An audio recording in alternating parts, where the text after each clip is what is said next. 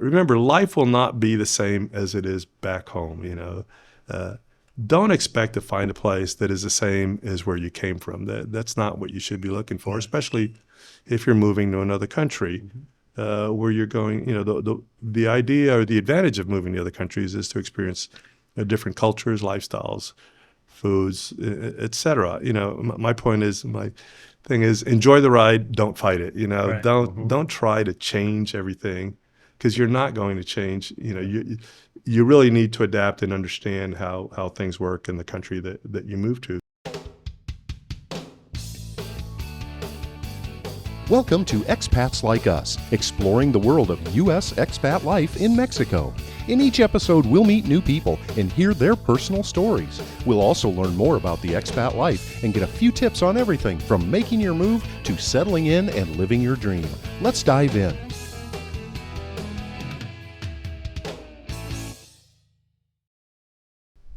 Welcome to Expats Like Us. We're your hosts, Bob Bussey and Chris Kowalski. Today, we're thrilled to be talking to one of our friends and fellow expats, Jose Galarza. Jose and his wife, Nancy, moved to the Riviera Maya around 10 years ago. Jose is here to share his experience in moving from his home in the States to living full-time in Mexico and adapting a new life in a new country. As an avid diver, Jose is also going to share some insight into the most popular sports in the area. Hi, Jose, and welcome to Expats Like Us. Hi, guys. Well, of course, thank you for having me on your podcast. Yeah, thanks so much for joining us. So tell us a little bit about, for background, your life in the United States and what career you had before you retired. Yeah, so I've had sort of an interesting background, if you will. My prior life, I went to the University of Puerto Rico, and I went to ROTC there. I graduated, okay. And so my first real job, if you will, was in the Army. I was in the military. And interestingly enough, as I said, my plans for a short career, I figured I'd go back to Puerto Rico after 4 years, turned into a 20-year career, okay. Which had us traveling all over the world. So I finally retired in 1973 at the ripe old age of 41. Okay. So of course, at that point, you got to keep doing something. Yeah. And so I moved on to a career in technology in the private sector. While in the military, I'd gone to graduate school. I'd done graduate work at University of Southern California, and then I went to Vanderbilt and got a master's degree there as well. So I'd done some, and my area of focus was really in quantitative methods. So it was a sort of a fairly easy. It was involved technology and whatnot. Mm-hmm. So it was a fairly easy transition into private life. Of course, the projects we did were different from the military. But so in the last stage of my civilian life, I spent 18 years with the largest IT consulting firm in the world, and we were helping clients all over the world in implementing technology. And where was that at? I was based in Dallas, Dallas area, but I worked all over the world. I went Europe, right. Asia, Latin America. At one point, I ran the IT region for Latin America for several years, from Mexico all the way on down. Oh, okay. So kind of, like I said, a varied career all over the place. So, but yeah, that was kind of it. In terms of career. Okay. So what inspired you to retire when you did? Well, I know the military. That's retiring at a pretty young age. Right. Yes. Of course, at 41, nobody's. Well, I don't know too many people who are really ready to retire at that point. But in my most recent career in IT consulting, it was really the work was long hours, constant deadlines, high stress. It was sort of the nature of the business. Spent a lot of time traveling. Like I said, I traveled all over the world, but it kept me from home a lot. And in fact, when I was offered that position, I told my wife, Nancy, "Are you ready for this? Because I'm going to be spending a lot of time away from home." And at that point in our lives, our children were growing. I'd left the house, which left Nancy at home by herself.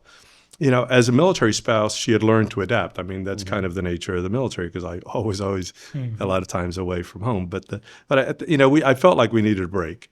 Things were really, getting really stressful at work, and it was just like, at that point we had purchased our place here in Mexico, thinking we would be moving down here, and my original plan was to work remotely while in Mexico. Now, back then, if you will, technology like having internet at your home was not available, and we'd have to go to the wellness center and whatnot. Right. And so that whole the limited availability of internet services at the time, I had to make a choice. I either delay or move to Mexico, because I simply could not work from Mexico. It was just not an option.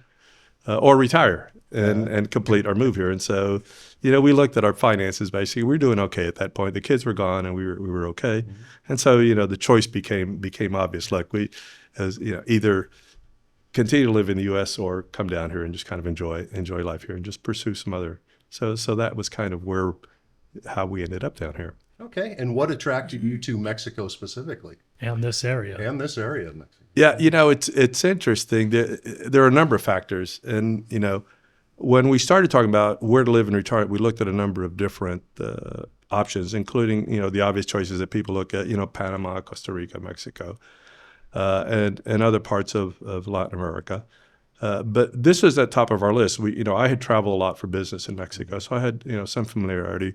We as divers, we had previously traveled to Cozumel. Mm-hmm. Here.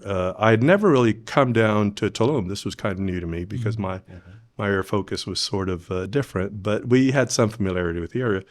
But as we now, when we started narrowing our options, Mexico's close proximity to the U.S. really became a factor, and the ease of travel. Again, we were living in Dallas at the time, and the fact that you could catch a flight, 2 hours, 15 minutes.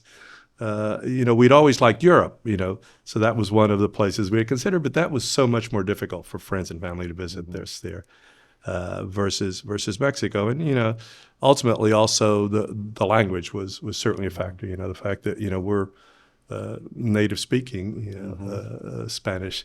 And so it was easy, that whole adaptation for us to move to Mexico. So here we are. So why Quintana Roo? Why not some of the other areas? Had you explored that, or is this your? Right. So we had thought. So again, one of the things is being close to the beach. That was a factor, and we'd actually thought we would move to Merida because we really liked that whole place. And even though we had knowledge of the area, and again, I'd been diving in this area before. It wasn't really like this area wasn't really at the top of our list, interestingly enough. Mm-hmm. But we came down here, for investment property, we purchased some property here, and we came down to close on that, and we sat in on a presentation from the developer of Tao. And we didn't buy at the time, but we purchased our investment property, but didn't buy here. And at that time, this was pure jungle. There was nothing here. It was all on paper. There was nothing. It was just trees. But we went back home, and Nancy and I sat down and said, look, let's look at the options that are before us and see what do we want to do. And so like several weeks later, after we got back home, we said, this really feels right. We'd walked Nancy got the vibe, so to speak, mm-hmm. and we really liked the area. And so we called the contact person we had for the developer and said, yeah, okay, we're in, sent our deposit and so forth. And, the rest is history, so to speak.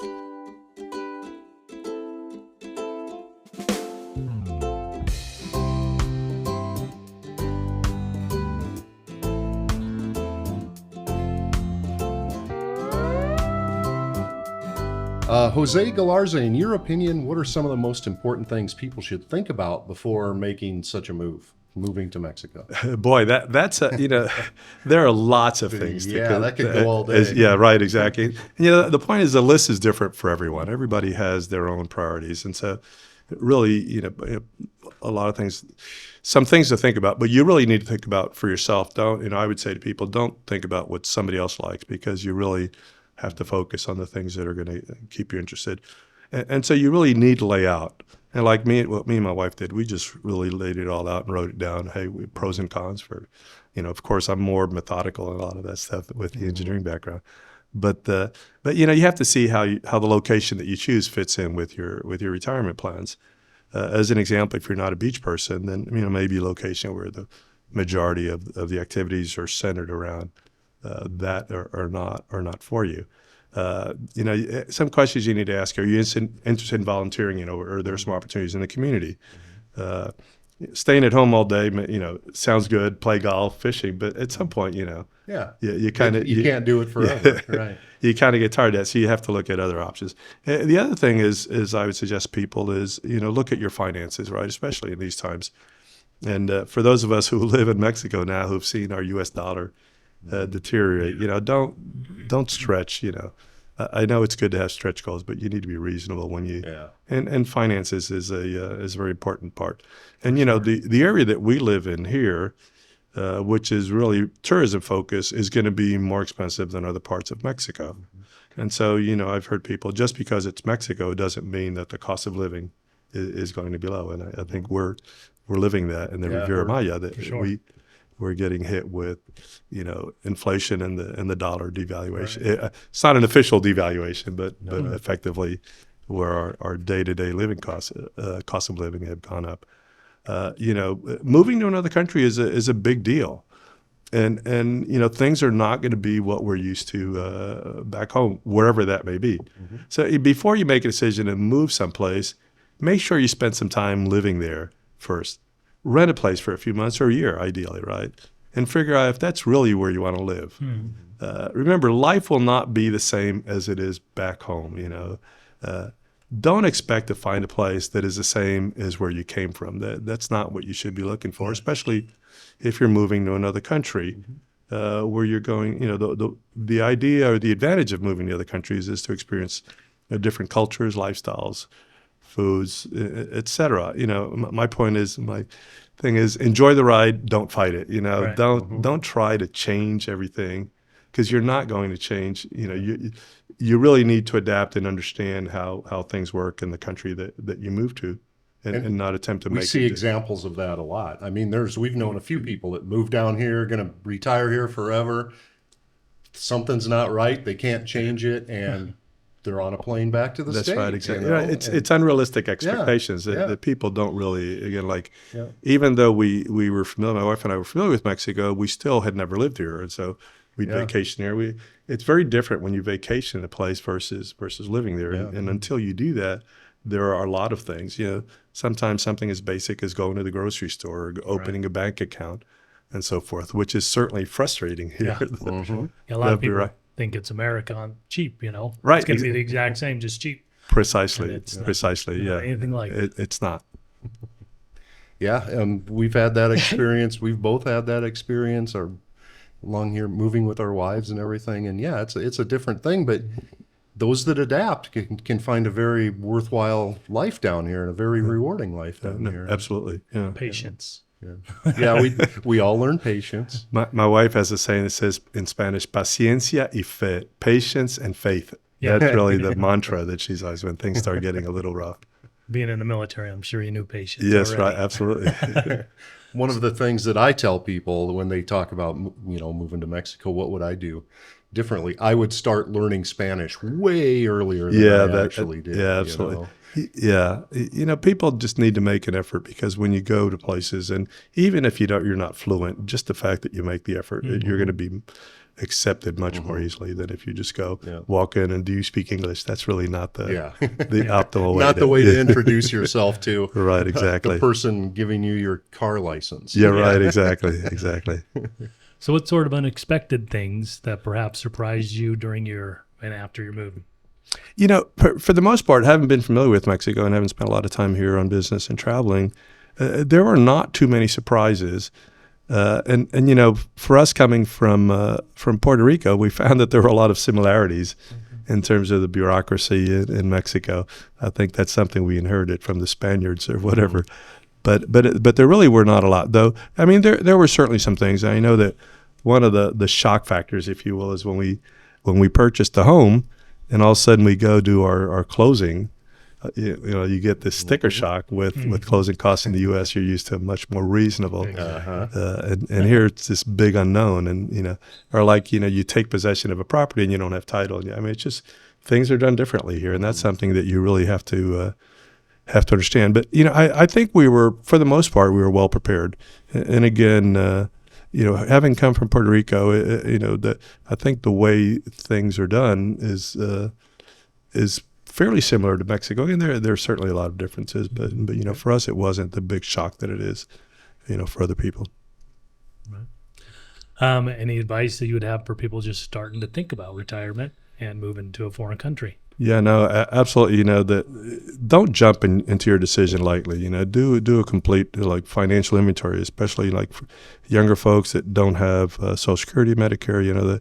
The healthcare in Mexico is inexpensive compared to the U.S. Absolutely. I mean, we do pay out of pocket to see our primary care physician. But you really need to be prepared for those unexpected expenses if you end up in the hospital for some reason. I mean, you know, for those of us as we get older, you know, the availability of healthcare is certainly a big concern. And again, one of the advantages that we had is with me being former military, I had access to the benefits of military healthcare that, you know, even if I had to pay some amount out of pocket, you know, I could get through the military healthcare system, what they call TRICARE, would help with those expenses. But you know, that to me, that's one of the big things. You know, start looking at different locations early. You know, if you're like, we started thinking about retirement years before we actually, you know, took the leap.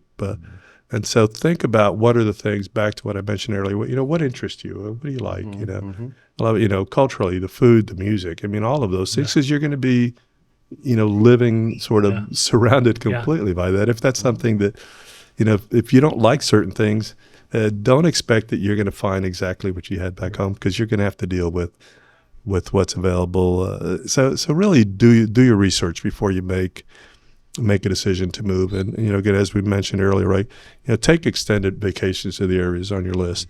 You know, sort of try them out before you make that decision. Don't just jump into something. Right. You go to a sales pitch and it looks amazing. Oh yeah. And all of a sudden you sign you're going to make a ton of money off of this place until you move here, and then you can live here. I've heard that so many times, and some people who are no longer here that thought they were going to pay for the house with all the money they were going to make by renting it. I mean, it's just, you need to be realistic. And I think one of the challenges that people have is simply they have unrealistic expectations when they make that. They have to sit down and really think through all of that stuff. I think a lot of people don't think beyond retirement. You know, for that, I kind of am guilty of that myself. I thought, okay, this is going to be my retirement day. I can't wait. I'm entirely focused on that without thinking beyond that a whole lot, you know, other than moving to Mexico. Yeah, no, absolutely. And then everything's going to fall in place. Well, you know.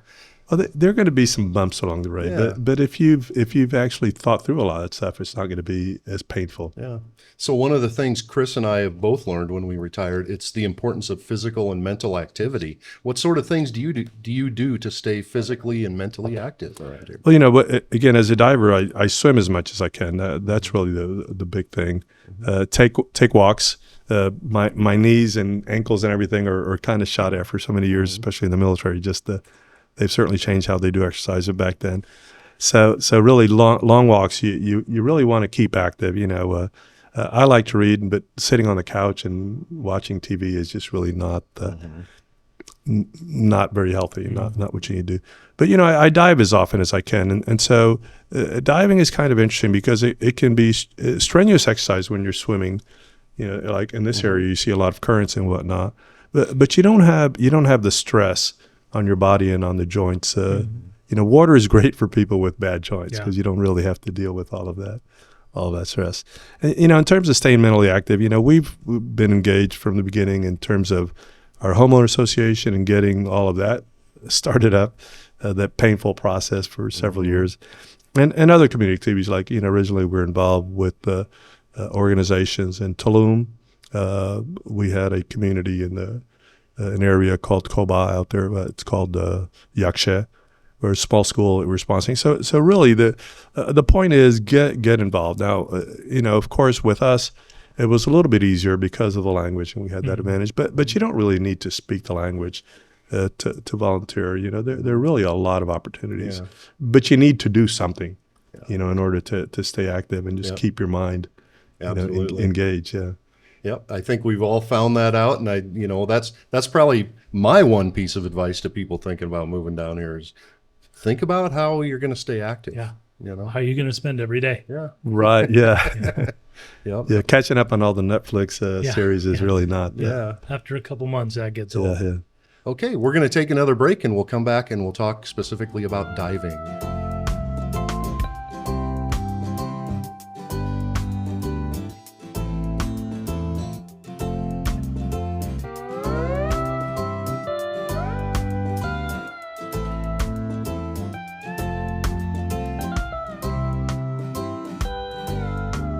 And we're back. We're with Jose Galarza here on Expats Like Us, talking retirement in Mexico and all of the things that go along with that.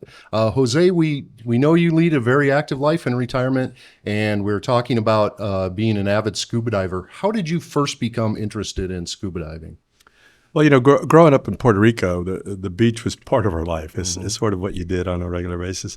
In fact, at one time I thought I would study marine biology, so it's always been an interest of mine.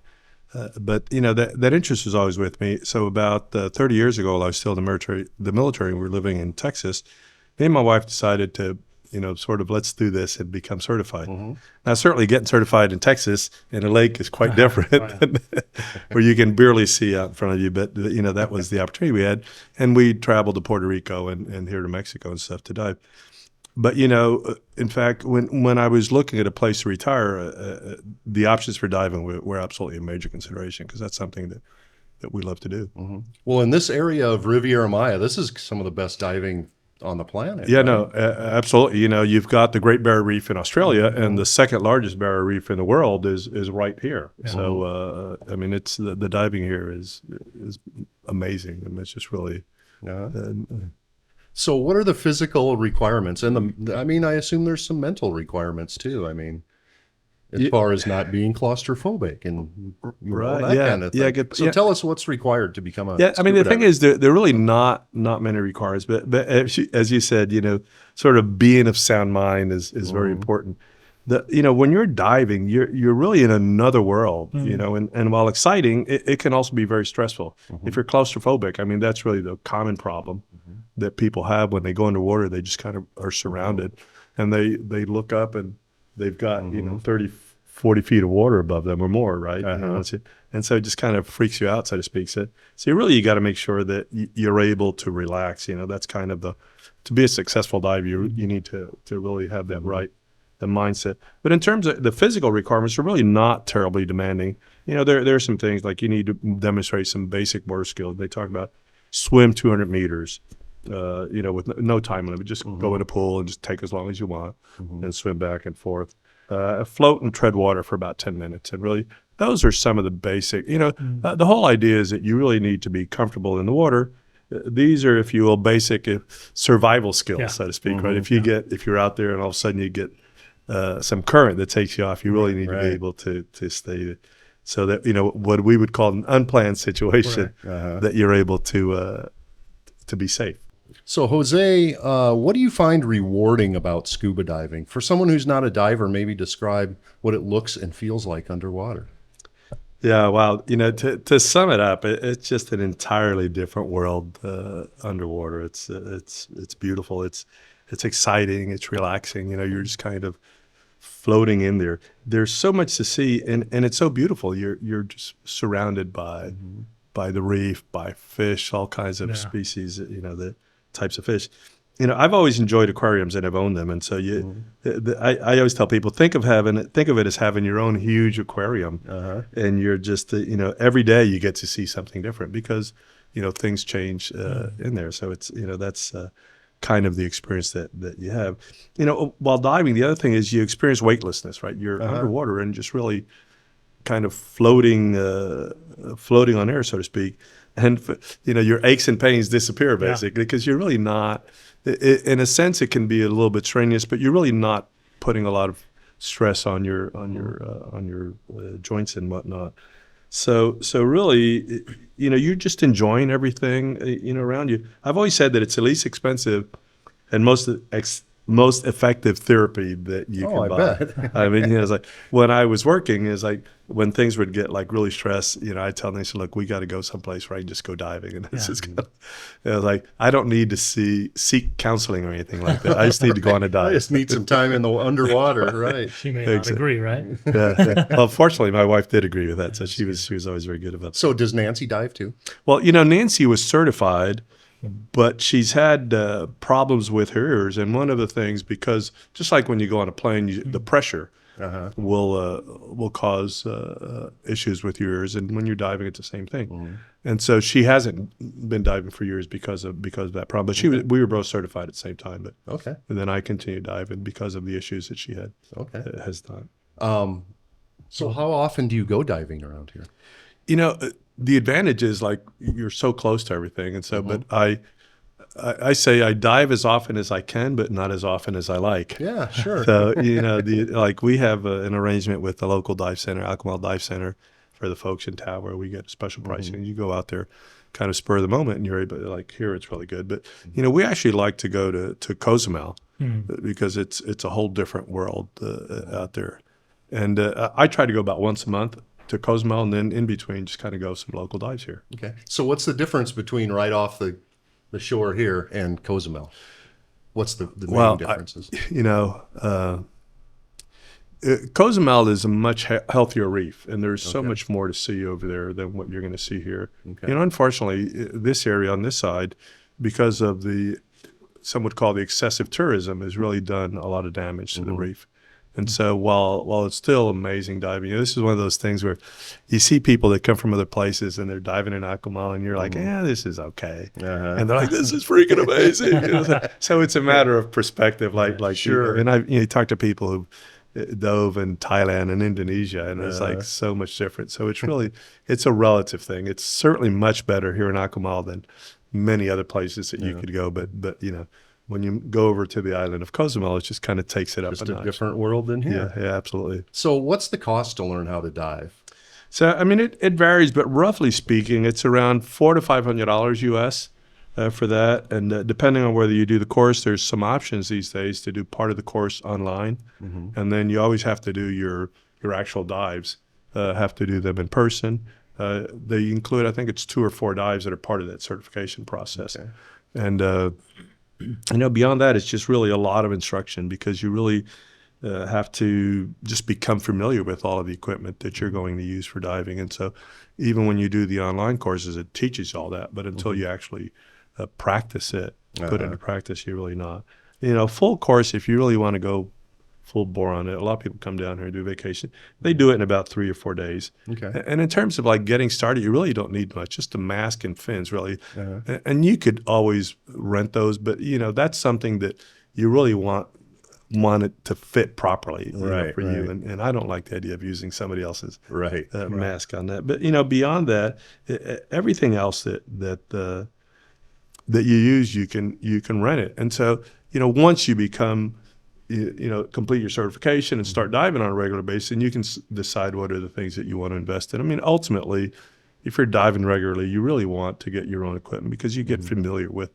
There are always some nuances between different, brands, or like we call BCD, your vest that you use, and so it's always best to have your own. But you know, the cost can certainly add up. But you don't really, if you're not diving regularly, it really doesn't make sense to make that investment. I always think of it when I see the groups in Akumal going snorkeling with the turtles and stuff. How many mouths have been wrapped around that? Exactly. I won't use a snorkel that somebody else is. It's just like, my God. I don't care how much they've disinfected that darn thing. I'm not putting that on it. There's been a lot of people use that snorkel. Right. Yes, absolutely.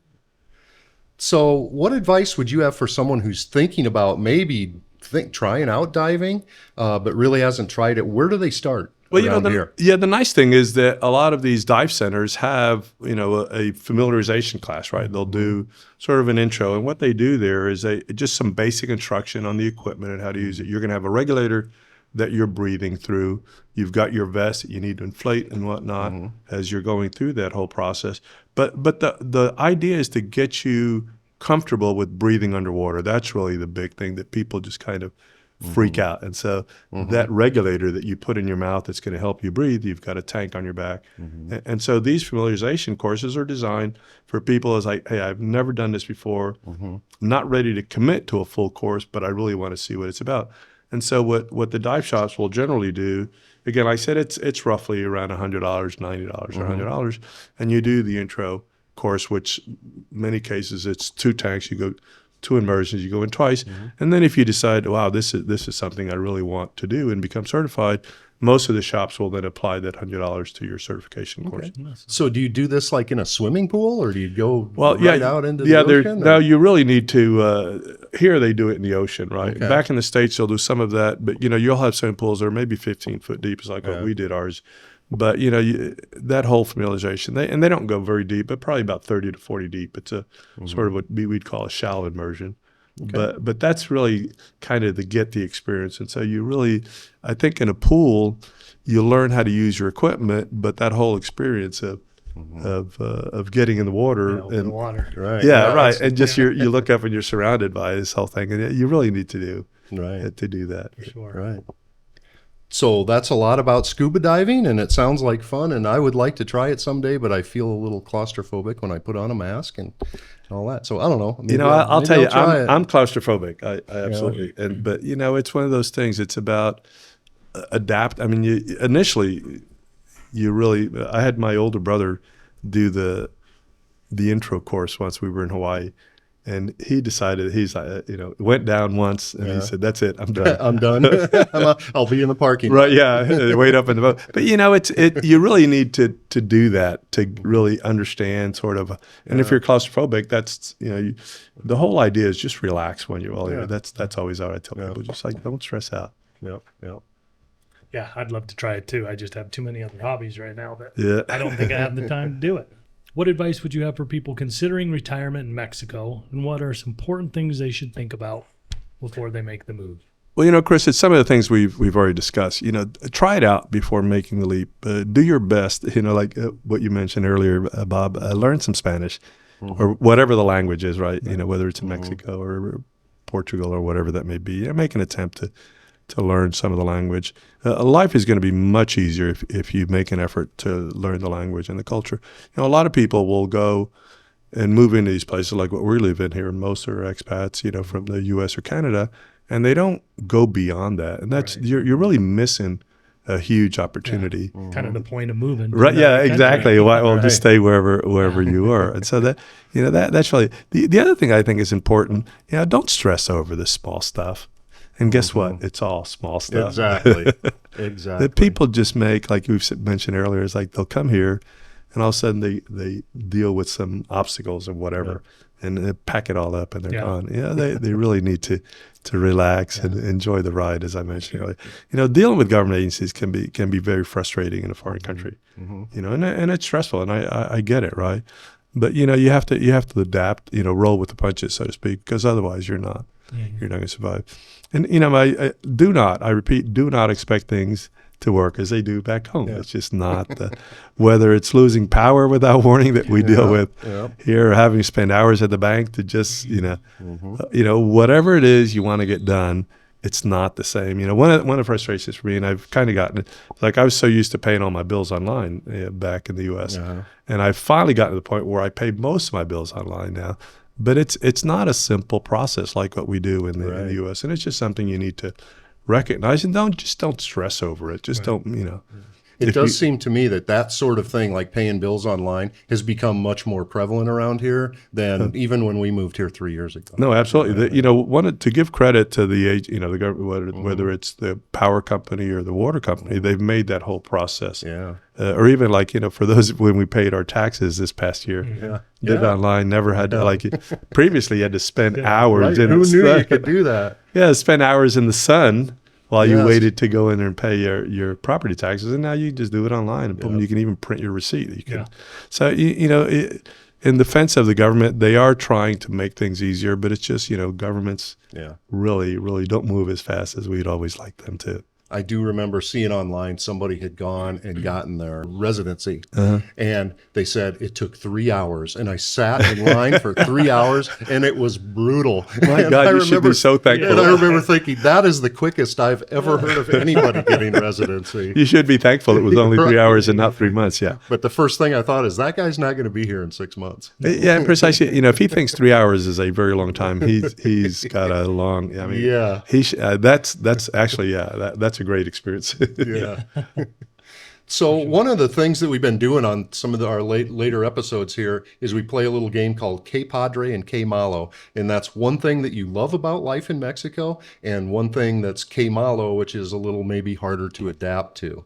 So what's one thing you would describe as Que Padre, and one thing for you that's Que Malo? For me, Que Padre would definitely be the great community we have here. I think this place is absolutely amazing. And we've made a lot of friends here. And I mean, that's really what what makes your life, great. You fulfilled. Fulfilled. Right. That's the right word. Thank you. If you lock yourself in your home and don't socialize with folks, that's just really not very healthy. And I mean, the community here, we have some amazing neighbors and people help each other. I mean, and that's really a lot of what makes this a great community. And in terms of the malo is sort of what we've been talking about. It's the whole bureaucracy.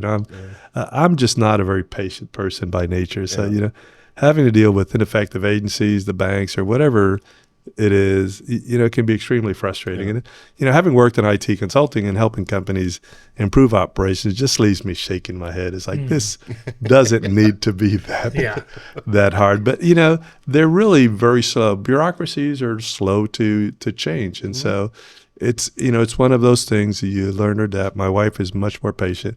She's willing to stay in line for 3 hours. I'm like, no, if it's not done an hour, I'm out of here. I'm not. So I'll pick you up, honey. In a couple hours. And after as many years we've been here, I'm still working on it. That's certainly one thing that I'm still working on. It's a constant struggle. How many years have you been in Mexico full time? So we moved here in 2013, so about 11 years ago. Okay. But in terms of full time, pretty much about 10 years. 10 years. We've been here, yeah. So it's been a while. Yeah. Okay. Well, thank you, Jose Galarza. Thanks for sharing your story of moving to Mexico and pursuing your passion, and for the great tips and insights that you've provided. Thank you, folks, and have a great day, everybody. All right. Thanks. Take care. In each episode of Expats Like Us, we're going to teach you a new Mexican slang word. This is a term used primarily by Mexican Spanish speakers. Today's word is? Chido. Chido. Thank you, Erica Kowalski from Mi Vida Margarita. Tell us what Chido means. Awesome. Awesome. So in what way, how would you use that in a sentence? Tu carro está bien chido. You have an awesome car. Okay. Chido. Chido. I think I've heard that, moving around in Mexico a little bit, but I guess I never knew what it meant. So it must be good news if somebody's saying cool. Yes, awesome. that is awesome. Yes. All right. Chido. Gracias. We'd love to hear your thoughts on today's topic. Just look up Expats Like Us on Facebook or send us an email at expatslikeus@gmail.com. You can also see the video version of today's discussion and all of our discussions on our YouTube page. Follow, like, subscribe, and leave us a review.